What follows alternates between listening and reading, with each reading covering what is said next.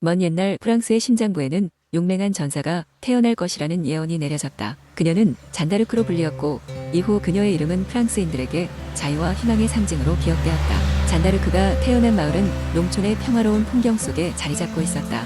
그녀는 어린 나이에도 불구하고 종종 이상한 꿈을 꾸곤 했다. 그 꿈 속에서 그녀는 호강을 두른 성인들이 나타나 프랑스를 구할 임무가 자신에게 주어졌다고 속삭였다. 이 신비로운 체험은 그녀의 마음 깊숙이 종에 메아리처럼 울려 퍼졌다. 시간이 흘러 프랑스는 100년 전쟁이라는 긴 전란의 역경 속에 갇히게 되었다.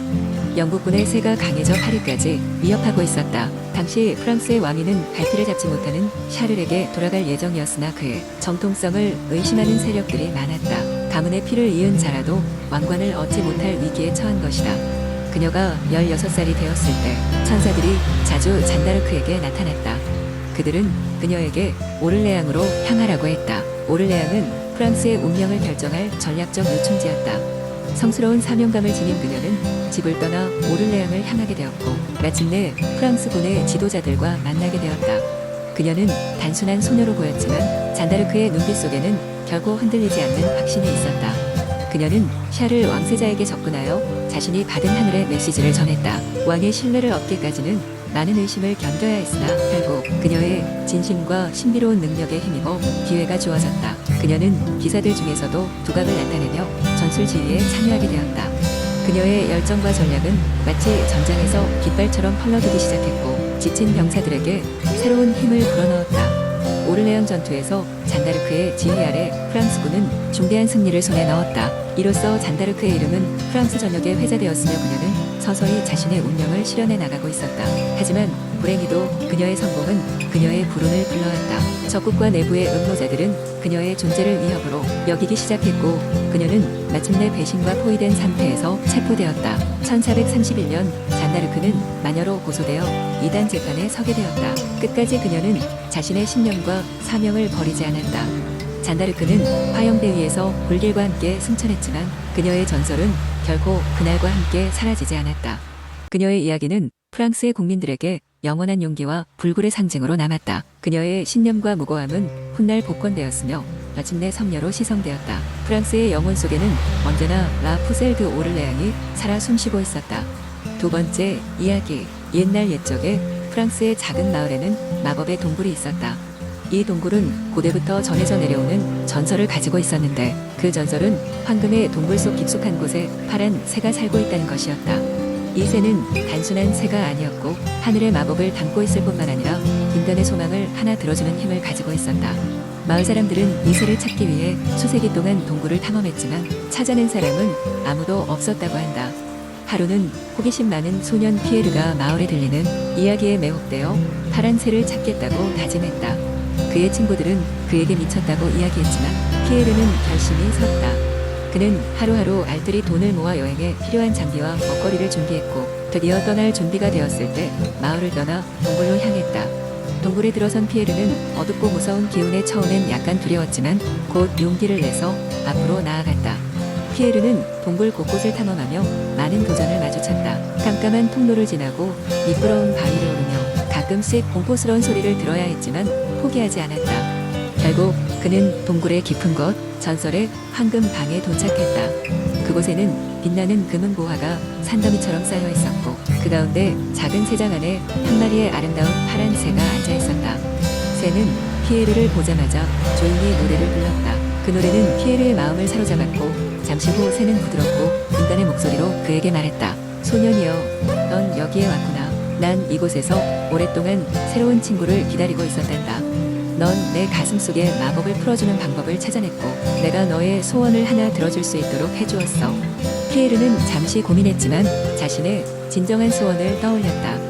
그는 세상의 모든 사람들이 행복할 수 있도록 돕고 싶다는 소원을 빌었다. 파란 새는 그 소원을 듣고 감동하여 자기가 할 수 있는 최대한의 마법으로 세상의 모든 사람들에게 하나의 희망을 전해주었다. 그 희망은 곧 사랑과 친절로 이어졌고 마을은 평화롭고 행복한 곳으로 변했다. 피에르는 동굴에서의 모험을 마치고 마을로 돌아왔다. 마을 사람들은 피에르의 이야기를 경청하고 그의 용기와 선의를 높이 기리며 축제를 열었다. 시간이 흘러 피에르의 이야기는 마을을 넘어 프랑스 전역으로 퍼져나갔고 사람들은 그가 전한 희망과 사랑의 메시지를 가슴에 품고 살아갔다. 이렇게 파란새와 피에르의 이야기는 전설로 남아 지금까지도 전해져 내려오고 있다. 황금 동굴의 전설은 단순히 보물을 찾는 이야기가 아니라 진정한 행복과 사랑에 대한 이야기로 프랑스의 아름다운 동화로 자리 잡고 있다. 세 번째 이야기. 옛날 옛적 프랑스의 한 작은 마을 위에는 태양과 바람이라는 두 자연의 힘이 살고 있었습니다. 그들은 서로 누가 더 강력한지를 두고 늘 논쟁을 벌이곤 했습니다. 어떤 날은 태양이 말하길 내 빛과 열기로 세상을 변화시키는 힘은 그 누구도 따라올 수 없어. 그러자 바람이 답했습니다. 나는 대지를 뒤흔들고 거친 바다를 일으키는 힘을 가지고 있다네. 진정한 힘이란 단순한 열기가 아니지. 어느 맑은 아침 그들은 한 가지 내기를 하기로 결정했습니다. 저 멀리 길을 걷고 있는 여행자가 있었고 그들의 목표는 그 자의 외투를 벗기는 것이었습니다. 바람이 먼저 나서서 말했다. 내 차례다. 나의 힘을 지켜보라. 바람은 깊게 숨을 들이켜고는 세찬 돌풍을 일으켰습니다. 나무들이 흔들리고 하늘에 구름이 빠르게 흘러갔으며 여행자의 외투 역시 그에게 더 강하게 휘감겼습니다. 여행자는 당황했고 보다 단단히 외투를 여미며 계속 걸었습니다. 이에 바람은 더욱 강한 바람을 일으켰으나 여행자는 외투를 벗기는커녕 더욱 단단히 싸맸습니다. 결국 바람은 포기하고 말했다. 내 차례는 끝났다. 이제 너의 차례다. 태양은 부드러운 미소를 지으며 하늘 높이 떠 올랐습니다. 그리고는 부드럽고 따스한 빛을 온 세상에 비추었습니다. 처음에는 약하게, 그러다 점점 더 따뜻하고 열정적인 빛을 내리쬐기 시작했습니다. 점차 여행자는 외투가 너무 더워졌고 이내 외투를 벗어 자신의 팔에 걸치고 말을 이어갔습니다. 여행자는 여전히 즐거웠고 태양의 따사로운 호응을 만끽했습니다. 보았느냐, 바람. 태양이 부드럽게 말했다. 진정한 힘이란 비록 강력하고 격렬하게 보일지라도 때로는 온화함과 인내로도 발휘될 수 있다는 것을. 그 후로도 바람과 태양은 함께 세상을 비추고 변화시켰지만 더 이상 서로의 힘을 따지지 않았습니다. 그들은 각자의 역할을 존중하며 조화롭게 어울려 살아갔습니다. 이 이야기는 이들에게서 배우는 교훈을 전합니다. 때로는 강압적인 힘보다 따뜻함과 부드러움이 더 큰 변화를 불러올 수 있다는 것을 말입니다. 네 번째 이야기. 옛날 옛적 프랑스의 평화로운 작은 마을 가장자리에 살던 귀엽고 사랑스러운 소녀가 있었습니다. 그녀는 언제나 빨간 모자를 쓰고 다녀서 모두가 빨간 모자라고 불렀습니다. 어느 날 빨간 모자의 어머니는 그녀에게 장미 꽃다발과 신선한 빵을 한 바구니에 담아 할머니에게 갖다 주도록 부탁했습니다. 할머니는 숲 맞은편 작은 오두막에 혼자 살고 계셨습니다. 빨간 모자는 기쁘게 어머니의 부탁을 받아들였고 그녀의 빨간 망토를 입고 오두막을 향해 길을 떠났습니다. 아침 햇살이 숲을 가득 비추는 날이었고 나무 사이로 비추는 햇살이 빨간 모자의 마음을 사르르 녹였습니다. 길을 걷던 빨간 모자는 신기한 야생화를 보고 길을 살짝 벗어나 구경하러 왔습니다. 꽃향기와 아름다움에 빠져들어 있을 때 그녀는 숲속 어딘가에서 희미한 소리를 들었습니다. 그 소리는 낯선 회색 늑대였습니다. 늑대는 빨간 모자를 발견하고 슬그머니 다가와 그녀에게 다정하게 말했습니다. 안녕하세요, 어린 소녀야. 어디를 가고 있니? 빨간 모자는 순진하게 대답했습니다. 할머니, 댁에 가는 중이에요. 아프신 할머니께 먹을 거리와 꽃다발을 가져다 드리려고요. 늑대는 입가에 미소를 지으며 물었습니다. 그럼 할머니, 댁은 어디에 있는데? 빨간 모자는 별다른 의심 없이 할머니의 집인 숲을 지나 조금 더 가야 한다고 설명했습니다.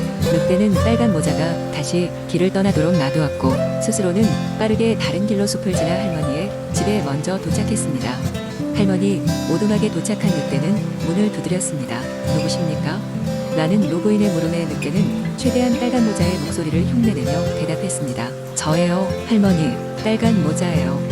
제가 먹을 걸 갖고 왔어요. 할머니는 문을 열어주기 위해 침대에서 일어났고 그 순간 늑대는 위협을 해서 할머니를 벽장에 가두어 버렸습니다. 곧이어 빨간 모자가 오두막에 도착했습니다.